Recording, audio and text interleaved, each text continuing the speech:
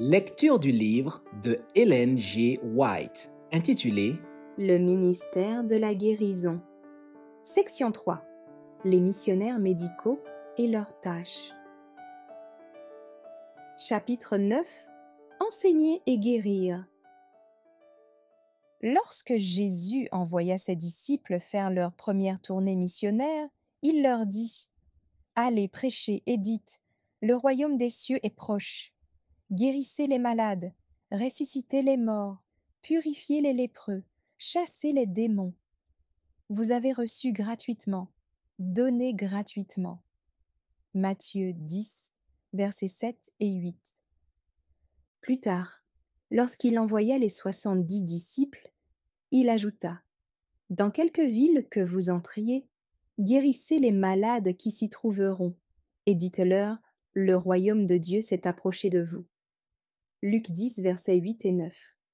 La puissance du Seigneur les accompagnait. Les 70 revinrent avec joie, disant : « Seigneur, les démons même nous sont soumis en ton nom. » Verset 17. Cette œuvre se poursuivit après l'Ascension. On revit les mêmes scènes. La multitude accourait aussi des villes voisines à Jérusalem, amenant des malades et des gens tourmentés par des esprits impurs, et tous étaient guéris. Acte 5, verset 16. Les disciples partirent, et le Seigneur travaillait avec eux. Marc 16, verset 20. Philippe, étant descendu dans une ville de la Samarie, y prêcha le Christ. Les foules tout entières étaient attentives à ce que disait Philippe. Car des esprits impurs sortirent de plusieurs démoniaques, et beaucoup de paralytiques et de boiteux furent guéris.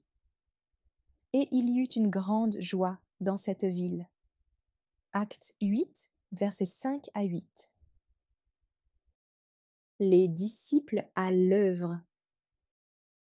Luc, l'auteur de l'évangile qui porte son nom, était un missionnaire médical. Il est appelé le médecin bien-aimé. Colossiens 4, verset 14. L'apôtre Paul, ayant entendu parler de ses talents de médecin, voulut faire sa connaissance, et il comprit que Dieu avait confié à cet homme une œuvre spéciale. Il en fit pendant un certain temps son compagnon dans ses voyages missionnaires. Puis, il le laissa à Philippe, en Macédoine, où Luc exerça la médecine pendant plusieurs années, tout en prêchant l'Évangile. Il soignait les malades et demandait au Seigneur de les guérir. C'est ainsi qu'il commençait à prêcher la parole. Ses succès comme médecin lui donnaient de nombreuses occasions d'annoncer le Christ parmi les païens. La volonté de Dieu est que nous imitions les premiers disciples dans leur méthode de travail. La guérison physique va de pair avec la proclamation de l'Évangile. Elles ne doivent jamais être séparées. Les apôtres furent chargés par le Maître de répandre la bonne nouvelle du salut. La tâche leur avait été confiée de proclamer au monde entier la bonne nouvelle que le Christ apporte aux hommes. Ils s'en acquittèrent si fidèlement qu'en une seule génération l'Évangile fut annoncé à toutes les nations. Il faut que tous ceux qui se réclament du nom du Seigneur proclament eux aussi l'Évangile, car il est le seul remède contre le péché. Faire connaître au monde entier le message de grâce, voilà le premier devoir de tous ceux qui en connaissent la puissance de guérison. Lorsque le Christ envoya les disciples avec le message évangélique, la foi en Dieu et en sa parole avait presque complètement disparu. Chez les Juifs, qui prétendaient connaître Jéhovah, les saintes écritures étaient remplacées par la tradition et les spéculations. L'ambition, le désir de paraître, l'amour du gain absorbaient les pensées. Et à mesure que disparaissait la crainte de Dieu, la compassion envers les hommes faisait place à l'égoïsme qui régnait en maître. Satan triomphait en semant la misère et la dégradation. Les forces du mal finirent par dominer l'homme. Elles firent de son corps, destiné à être le temple de Dieu, le repère des démons. Ses sens, ses nerfs, tous ses organes furent influencés par une puissance surnaturelle, et les passions les plus viles s'emparèrent de lui, au point que son visage semblait reproduire l'expression des légions sataniques qui le possédaient. Quelle est aujourd'hui la condition du monde? La Bible est battue en brèche par la haute critique et les hypothèses scientifiques, autant qu'elle l'était au temps du Christ, par la tradition et le rabbinisme. L'avidité, l'ambition et l'amour du plaisir ont une emprise sur les cœurs aussi forte que jadis. Dans le monde soi-disant chrétien, au sein même des églises, ils sont rares ceux qui sont régis par des principes religieux.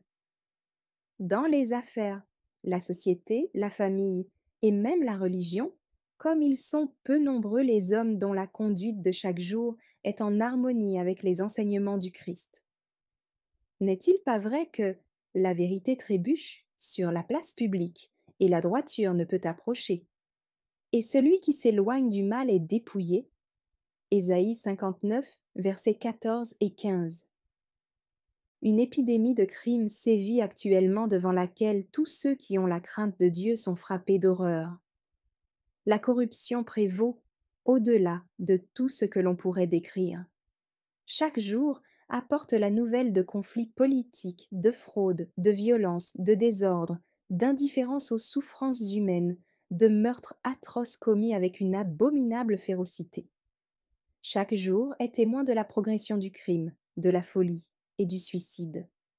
Qui oserait nier que les suppôts de Satan travaillent parmi les hommes avec une ardeur croissante à égarer et à corrompre les esprits, à souiller et à détruire les corps? Et tandis que ces maux déferlent sur le monde, l'Évangile est trop souvent présenté d'une manière qui influence fort peu la conscience ou la vie des hommes.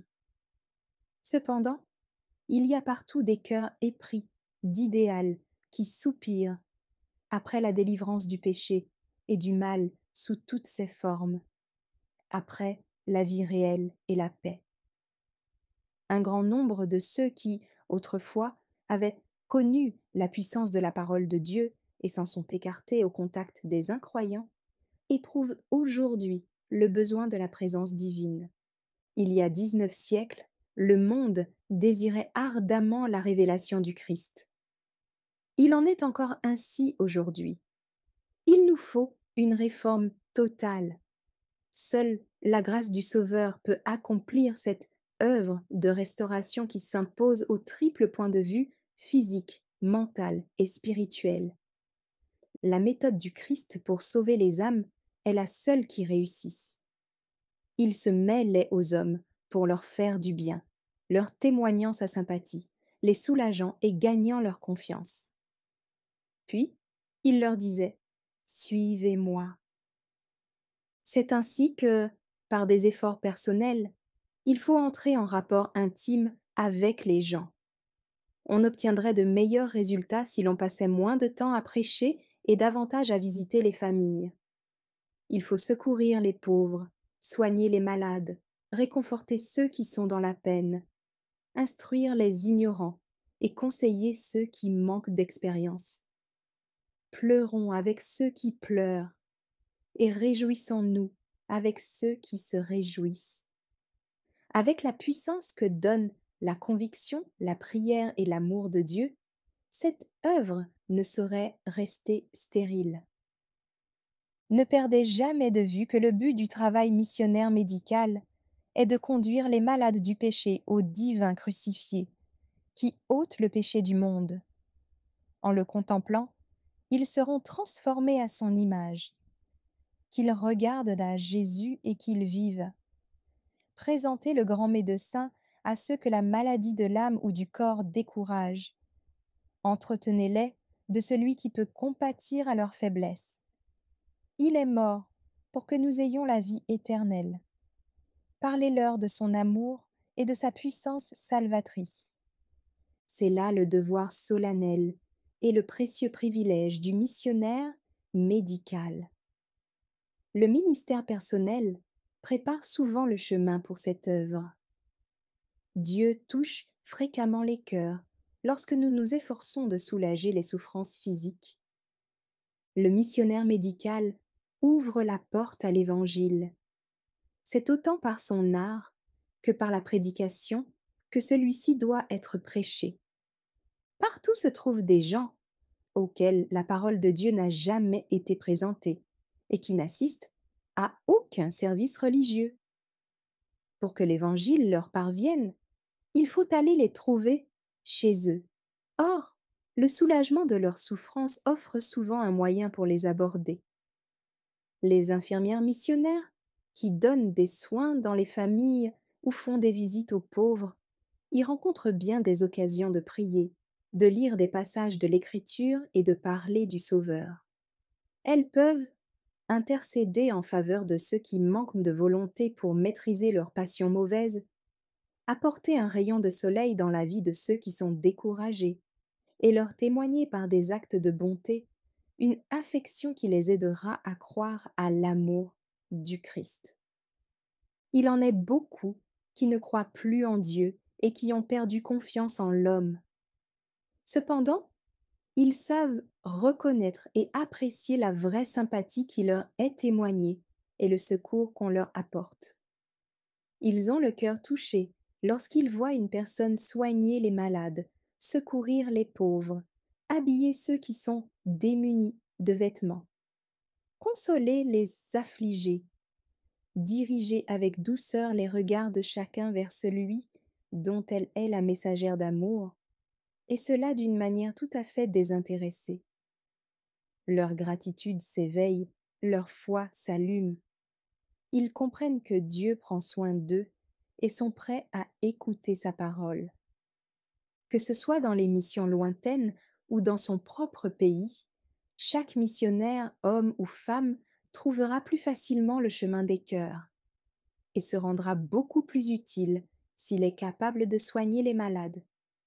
Les femmes qui partent comme missionnaires dans les pays païens auront ainsi l'occasion de parler de l'Évangile aux femmes indigènes alors qu'elles ne le pourraient d'aucune autre manière. Tous les missionnaires devraient donc savoir donner des traitements simples pour calmer la douleur et pour guérir. L'enseignement des principes de la santé. Il faut que tous ceux qui annoncent l'Évangile soient capables d'enseigner les principes de l'hygiène.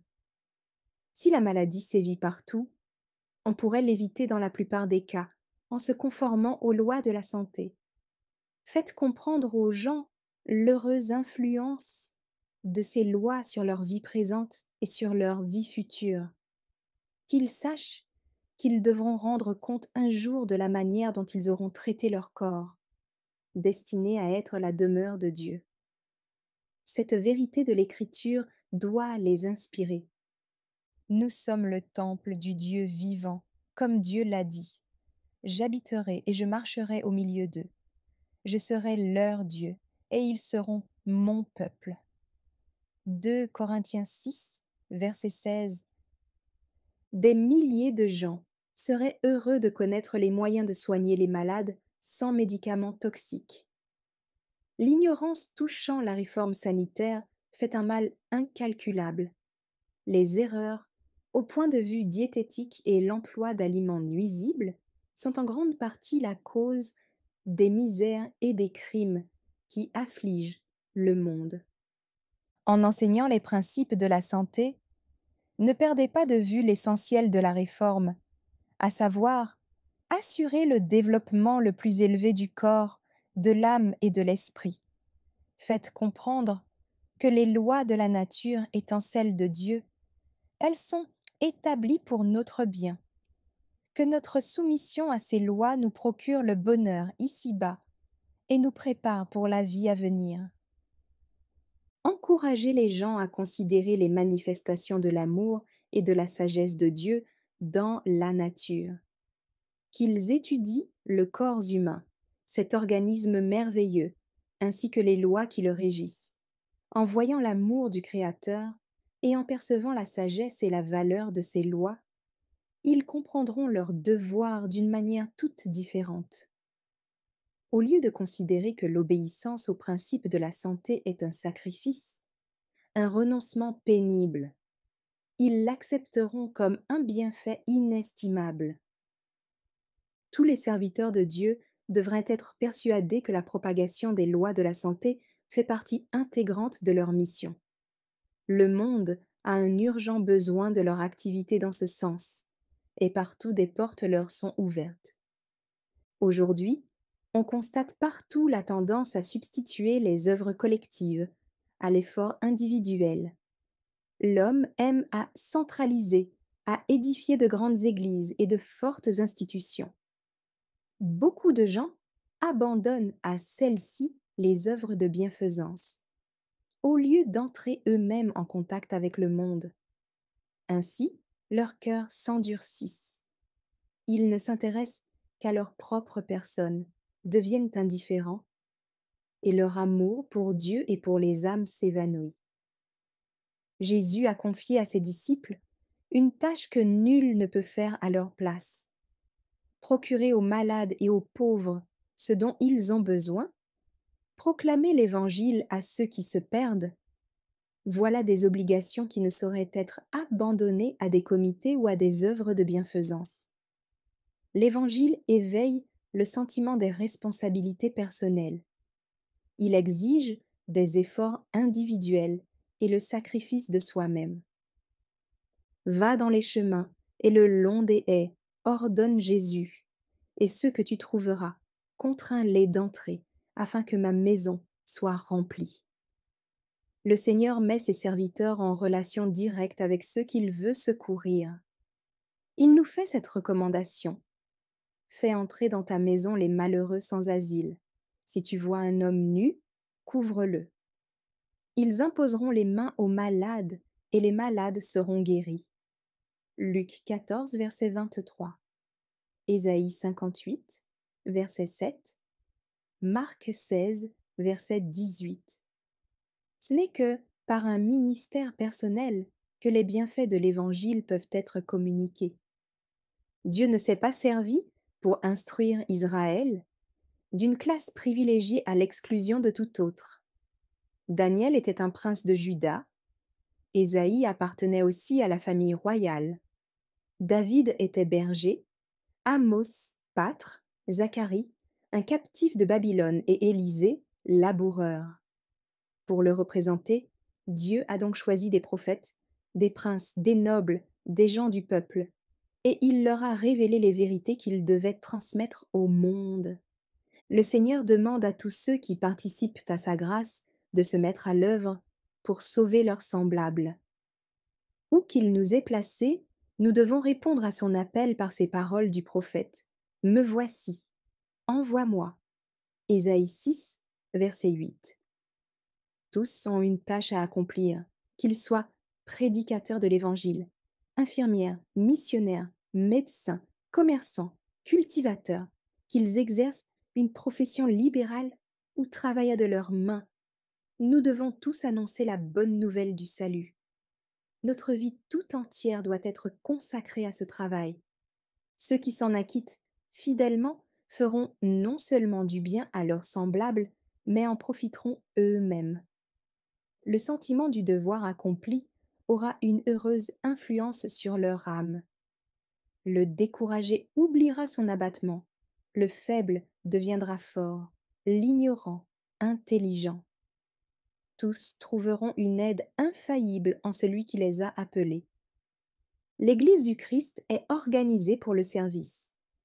Son mot d'ordre est « servir ».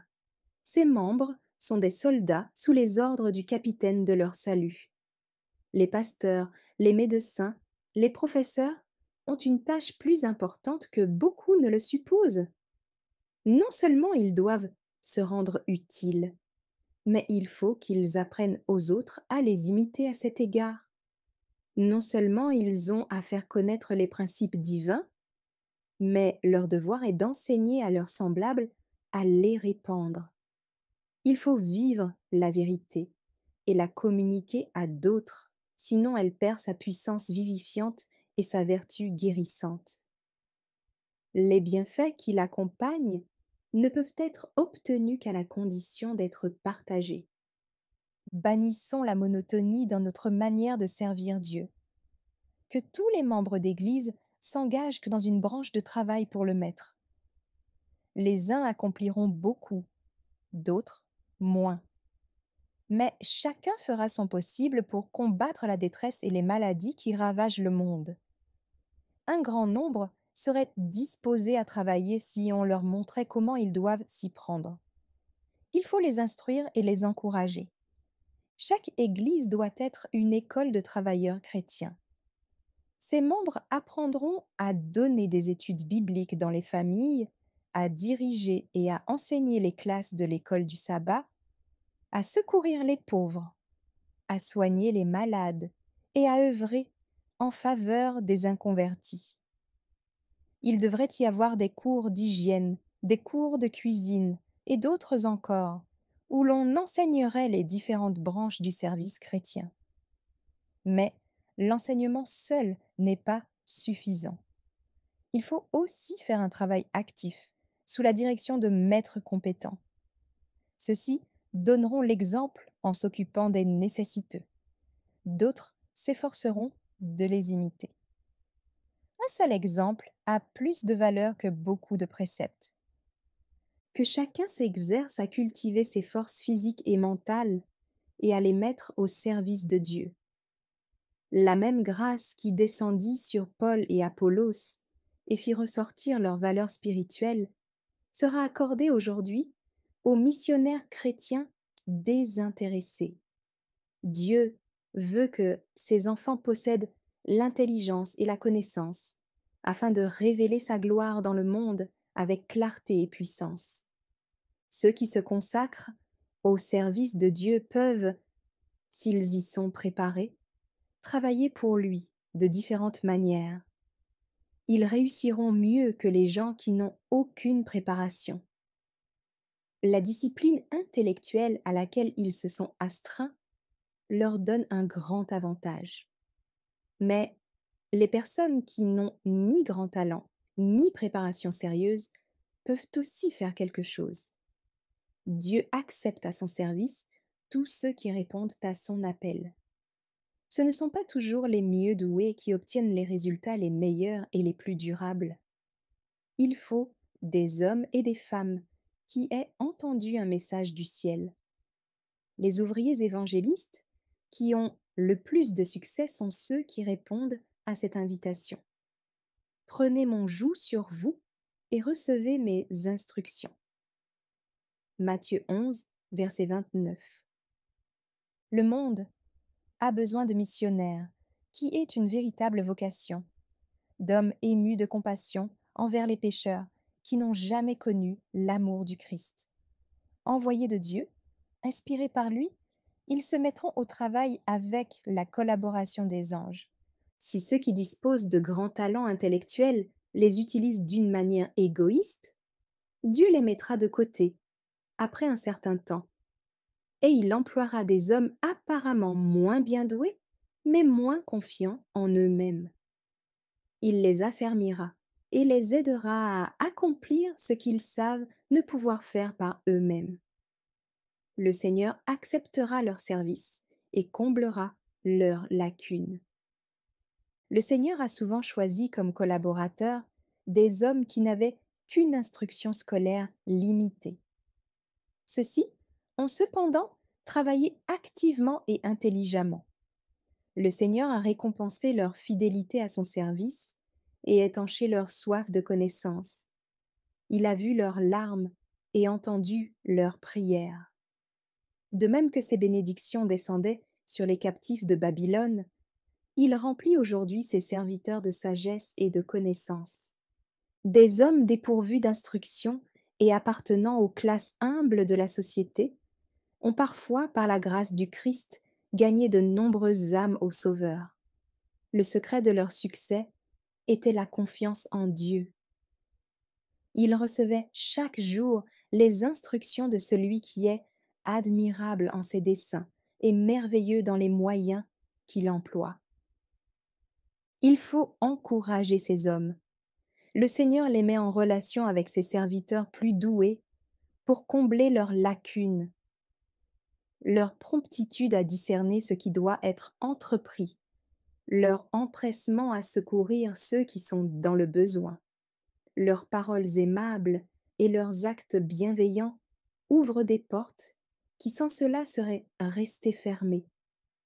Lorsqu'ils s'approchent de ceux qui souffrent, l'influence de leurs paroles amène beaucoup d'âmes au Sauveur. Leur travail est la preuve de ce que des milliers d'autres pourraient faire s'ils le voulaient. Une vie plus utile. Rien n'éveille mieux le zèle missionnaire, rien n'élargit et ne fortifie davantage le caractère que la sollicitude envers le prochain. Beaucoup de soi-disant chrétiens ne songent qu'à eux-mêmes en demandant leur admission dans une église. Ils pensent aux relations agréables qu'ils vont se créer et aux soins du pasteur. Ils deviennent membres d'une église nombreuse et prospère et ne se soucient guère de leur prochain. Ils se privent ainsi des bénédictions les plus précieuses. Ils auraient tout à gagner en renonçant à leurs relations attrayantes et en se rendant là où leurs énergies pourraient être mises au service du Christ et où l'on pourrait leur confier des responsabilités. Les arbres qui croissent trop près les uns des autres ne se développent pas normalement. L'arboriculteur les transplante dans un terrain où ils auront plus d'espace. Il faudrait agir ainsi avec beaucoup de membres de nos grandes églises. Il faut qu'ils soient placés là où leurs énergies seront activement employées pour la cause du Christ. Ne se consacrant pas au service du prochain, ces membres s'étiolent au point de vue spirituel. Transplantés dans un champ missionnaire, ils deviendraient forts et vigoureux. Mais n'attendons pas l'appel des missions lointaines pour commencer à faire le bien. Où que ce soit, les portes du service de Dieu sont grandes ouvertes. Il y a du travail tout près de nous. Il y a partout des veuves et des orphelins, des malades et des mourants, des gens au cœur brisé, découragés, des ignorants, des isolés dont il faut s'occuper. Notre devoir le plus pressant est de nous dépenser en faveur des gens qui vivent dans notre entourage. Réfléchissez sur la manière dont vous pourrez le mieux éclairer ceux qui ne se sentent pas attirés vers les choses religieuses. Lorsque vous rendez visite à vos voisins et à vos amis, intéressez-vous à leurs besoins spirituels comme à leur bien-être matériel. Parlez-leur du Sauveur qui pardonne. Invitez-les chez vous et lisez-leur la Bible et les ouvrages qui l'expliquent. Dites-leur de se joindre à vous pour chanter et pour prier. Jésus lui-même sera avec vous, ainsi qu'il l'a promis, et les cœurs seront touchés par sa grâce. Que les membres d'Église s'exercent à cette œuvre.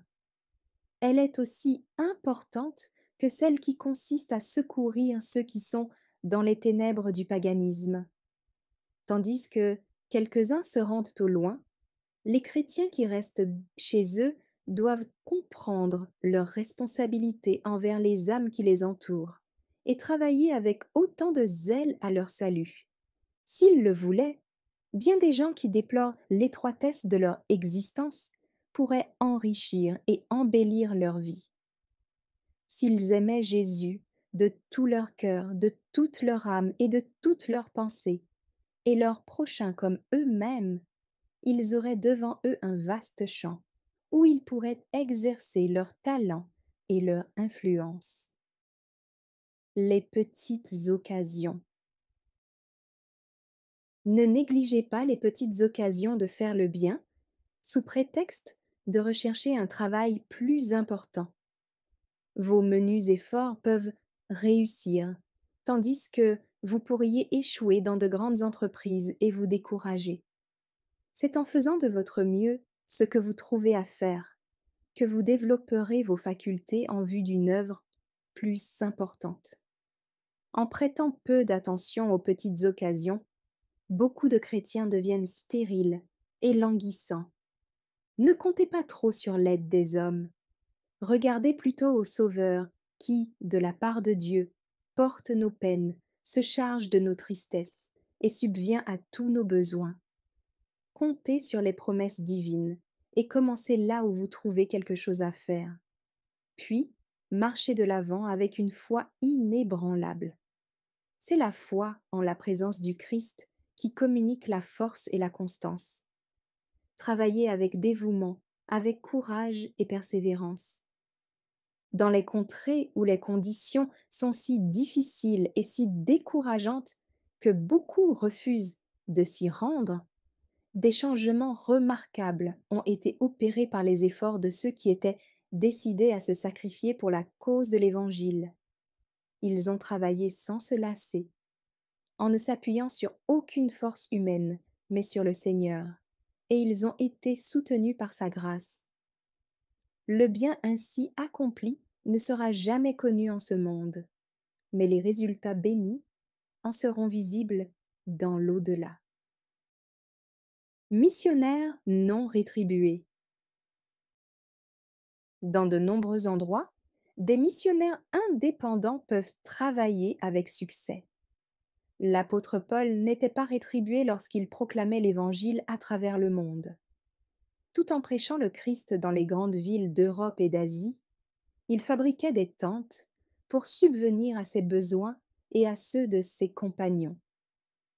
Ses paroles aux anciens de l'église d'Éphèse, en prenant congé d'eux, contiennent de précieuses instructions pour tous ceux qui prêchent l'Évangile. Vous savez de quelle manière, dit-il, depuis le premier jour où je suis entré en Asie, je me suis sans cesse conduit avec vous, servant le Seigneur en toute humilité, avec larmes, et au milieu des épreuves que me suscitaient les embûches des Juifs. Vous savez que je n'ai rien caché de ce qui vous était utile, et que je n'ai pas craint de vous prêcher et de vous enseigner publiquement et dans les maisons. Je n'ai désiré ni l'argent, ni l'or, ni les vêtements de personne. Vous savez vous-même que ces mains ont pourvu à mes besoins et à ceux des personnes qui étaient avec moi. Je vous ai montré, de toute manière, que c'est en travaillant ainsi qu'il faut soutenir les faibles, et se rappeler les paroles du Seigneur, qui a dit lui-même: « Il y a plus de bonheur à donner qu'à recevoir. » Acte 20, versets 18 à 35. Il en est beaucoup qui, aujourd'hui, accompliraient une œuvre semblable s'ils étaient animés du même esprit de sacrifice. 2 ou plusieurs personnes travaillant ensemble pourraient évangéliser, faire des visites, enseigner, prier, chanter, expliquer les Écritures et soigner les malades. Les uns subviendraient à leurs besoins en colportant. D'autres, comme l'apôtre, exerceraient un métier ou accompliraient n'importe quel autre travail. En persévérant, malgré le sentiment de leur faiblesse, en se soumettant humblement au Seigneur, ils feraient une œuvre excellente. Le Christ les précéderait, et ils trouveraient chez les riches et chez les pauvres un bienveillant accueil. Ceux qui se sont préparés pour être missionnaires médicaux de vraiment se rendre sans délai dans un endroit où rien n'a encore été fait, et se mettre à l'œuvre tout en apprenant la langue du pays. Ils seraient bientôt à même d'annoncer convenablement les vérités de la parole de Dieu. Le monde entier a besoin des messagers de la grâce. Dieu appelle des familles chrétiennes à se rendre dans les régions où règne l'obscurité et l'erreur, à pénétrer dans les champs étrangers, afin de se rendre compte des besoins de leurs semblables et de travailler là pour la cause du Maître. Si ces familles consentaient à se fixer là où les gens sont plongés dans les ténèbres spirituelles pour y faire resplendir la lumière de l'Évangile, quelle œuvre splendide pourrait être accomplie! Mais cette tâche exige le sacrifice de soi-même. Si l'on attend que les obstacles aient disparu, le travail ne se fera jamais et des multitudes mourront sans espérance et sans Dieu. Quelques-uns s'aventurent dans ces régions pour y acquérir des avantages commerciaux ou des connaissances scientifiques, surmontant pour cela les plus grandes difficultés et affrontant les pires souffrances. Mais il en est peu qui soient disposés, pour l'amour de leurs semblables, à se rendre avec leur famille dans les pays où l'Évangile doit être prêché. Allez trouver les gens, où qu'ils soient, et quelles que soient leurs conditions, et les secourir par tous les moyens possibles, voilà le véritable ministère. C'est ainsi que vous pourrez gagner les cœurs et leur ouvrir la porte du salut. Souvenez-vous, dans toutes vos occupations, que vous êtes les collaborateurs du Christ dans le grand plan de la rédemption. L'amour du Sauveur, cet amour qui guérit et vivifie, doit se manifester dans tout votre être. En cherchant à attirer les âmes dans le cercle de cet amour, que votre langage élevé, votre vie désintéressée et votre joie soient un témoignage rendu à l'efficacité de sa grâce. Représentez le Seigneur d'une manière si pure et si parfaite que chacun le contemple dans sa beauté. Ce n'est pas en relevant les défauts des autres que nous parviendrons à les réformer. Une telle méthode ferait souvent plus de mal que de bien. Dans sa conversation avec la femme samaritaine, au lieu de dénigrer le puits de Jacob, le Christ lui présenta quelque chose de meilleur. Il lui dit: Si tu connaissais le don de Dieu, et qui est celui qui te dit: Donne-moi à boire, tu lui aurais toi-même demandé à boire, et il t'aurait donné de l'eau vive. Jean 4, verset 10. Il amena ainsi la conversation sur le trésor dont il voulait lui faire part, offrant à cette femme quelque chose de meilleur que ce qu'elle possédait, l'eau vive, la joie et l'espérance de l'Évangile. Jésus nous a indiqué la méthode à suivre. Il faut offrir aux hommes ce qu'ils ne possèdent pas encore, la paix du Christ, qui surpasse toute intelligence. Parlons-leur de la sainteté de la loi de Dieu, cette loi qui est l'expression de son caractère, et qui révèle l'idéal qu'il voudrait voir atteindre par chacun d'eux. Montrons-leur combien la gloire impérissable du ciel est supérieure aux plaisirs inconstants du monde. Entretenons-les de la liberté et du repos que nous offre le Christ. Celui qui boira de l'eau que je lui donnerai n'aura jamais soif, dit Jésus. Verset 14. Exaltez le Sauveur, répétez avec Jean-Baptiste: Voici l'agneau de Dieu, qui ôte le péché du monde. Jean 1, verset 29. Lui seul peut satisfaire les désirs du cœur et procurer la paix de l'âme. De tous les êtres humains, les réformateurs doivent être les plus disposés à s'oublier, les plus affables, les plus courtois. Il faut que la véritable bonté se manifeste dans leur vie par des actes désintéressés. Le serviteur de Dieu qui manque d'amabilité, qui s'impatiente devant l'ignorance ou la méchanceté des autres, qui parle et agit sans avoir réfléchi, peut rebuter ceux qui l'entourent, au point de s'aliéner totalement leur cœur. Nos paroles destinées à détourner les hommes de leurs erreurs doivent être empreintes de beaucoup de douceur, à la manière de la rosée matinale qui, après une période de sécheresse, tombe sur les plantes flétries et les ranime. Le dessein de Dieu est d'atteindre d'abord les cœurs. Parlons de la vérité avec amour, comptant sur Dieu qui seul peut réformer les vies. Le Saint-Esprit fera pénétrer jusqu'au fond de l'âme les mots ainsi prononcés. Par nature, nous sommes égocentriques et présomptueux. Mais en nous approchant du Christ, nous participons à sa nature et nous vivons sa vie. Son exemple admirable, la tendresse incomparable avec laquelle il partageait les sentiments des autres, pleurant avec ceux qui pleuraient, se réjouissant avec ceux qui étaient dans la joie, doit avoir une profonde influence sur tous ceux qui le suivent sincèrement. Par des paroles et des actions aimables, ils s'efforceront, à leur tour, d'aplanir le chemin de ceux qui sont las et découragés. Le prophète Ésaïe écrivait: Le Seigneur, l'Éternel, m'a donné une langue exercée pour que je sache soutenir par la parole celui qui est abattu. Ésaïe 50, verset 4. Il y a tout autour de nous des gens affligés. Cherchons à les consoler par des paroles dites à propos. Tels des canaux, répandons les eaux rafraîchissantes de la compassion. N'oublions pas qu'il y a dans la vie de tout être humain des secrets que nul n'a le droit de pénétrer. La vie des hommes contient des pages profondément tristes, jalousement cachées aux regards indiscrets. On y trouve les dures et longues batailles contre l'adversité, les querelles de famille qui, jour après jour, minent le courage, la confiance et la foi. Ceux pour lesquels la vie n'est qu'un pénible combat peuvent être fortifiés ou encouragés par de délicates prévenances qui ne coûtent souvent qu'un effort affectueux.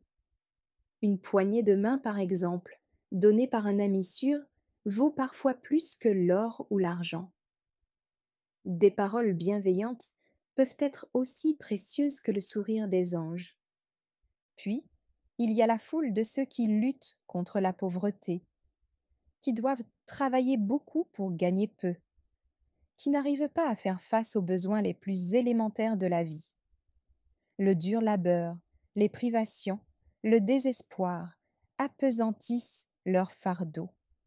La douleur et la maladie rendent celui-ci presque insupportable. Accablés de soucis, ils ne savent où se tourner pour trouver du réconfort. Sympathisez avec eux dans leurs difficultés, leurs épreuves, leurs déceptions. C'est ainsi que vous ouvrirez la porte de leur cœur.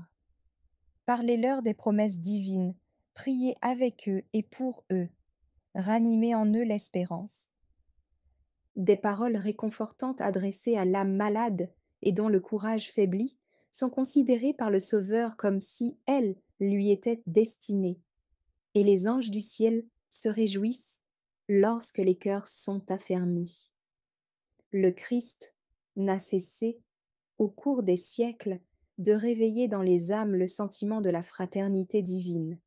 Soyez ses collaborateurs. Tandis que règne dans le monde la méfiance et l'indifférence, ses disciples doivent manifester l'esprit qui règne au ciel. Parlez comme aurait parlé le Sauveur, agissez comme il aurait agi. Révélez constamment la douceur de son caractère. Manifestez dans votre vie la richesse de l'amour qui est à la base de tous ses enseignements et de tous ses actes. Les plus humbles de ses serviteurs peuvent, en coopérant avec lui, toucher des cordes dont les vibrations résonneront jusqu'aux extrémités de la terre et dont les échos se feront entendre jusque dans l'éternité. Les intelligences célestes sont prêtes à collaborer avec les instruments humains pour révéler au monde à quoi les hommes peuvent arriver et ce que l'on peut faire avec l'aide d'en haut pour le salut de ceux qui périssent. Il n'y a pas de limite à l'utilité de celui qui, s'oubliant lui-même, ouvre son cœur à l'action du Saint-Esprit et se consacre entièrement au Seigneur. Tous ceux qui offrent ainsi au service de Dieu leur corps, leur âme et leur esprit ne cesseront de recevoir de nouvelles forces physiques, mentales et spirituelles. Les ressources inépuisables du ciel sont à leur disposition. Le Sauveur leur communique le souffle de son esprit, la vie de sa vie. Le Saint-Esprit déploie ses plus hautes énergies pour agir dans les cœurs. Par la grâce qui nous est accordée, nous pouvons remporter des victoires qui paraissaient impossibles à cause de nos opinions erronées, de nos préjugés, de nos défauts de caractère et de la petitesse de notre foi. À tous ceux qui se consacrent sans réserve à son service, le Seigneur donne le pouvoir d'obtenir des résultats illimités. Il accomplira de grandes choses par eux et pour eux. Il travaillera sur l'esprit des hommes, de manière que dans ce monde, déjà l'on puisse voir s'accomplir les promesses concernant notre état futur dont parle le prophète Ésaïe. Le désert et le pays aride se réjouiront. La solitude s'égaiera et fleurira comme un narcisse. Elle se couvrira de fleurs et tressaillira de joie, avec chants d'allégresse et cris de triomphe. La gloire du Liban lui sera donnée, la magnificence du Carmel et de Saron. Ils verront la gloire de l'Éternel, la magnificence de notre Dieu. Fortifiez les mains languissantes et affermissez les genoux qui chancellent. Dites à ceux qui ont le cœur troublé, prenez courage, ne craignez point. Voici votre Dieu. Alors s'ouvriront les yeux des aveugles, s'ouvriront les oreilles des sourds. Alors le boiteux sautera comme un cerf, et la langue du muet éclatera de joie. Car des eaux jailliront dans le désert, et des ruisseaux dans la solitude. Le mirage se changera en étang, et la terre desséchée en source d'eau. Il y aura là un chemin frayé, une route qu'on appellera la voie sainte. Nul impur n'y passera, elle sera pour eux seuls. Ceux qui la suivront, même les insensés, ne pourront s'égarer. Sur cette route, point de lion. Nulle bête féroce ne la prendra, nul ne s'y rencontrera. Les délivrés y marcheront. Les rachetés de l'Éternel retourneront.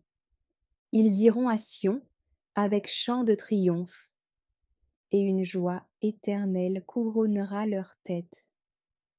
L'allégresse et la joie s'approcheront. La douleur et les gémissements s'enfuiront. Ésaïe 35, versets 1 à 10. Merci d'avoir écouté cette lecture. Si vous avez des questions ou des remarques sur le thème abordé, n'hésitez pas à les partager dans les commentaires et notre équipe ne manquera pas de les considérer. À bientôt sur lereste.org.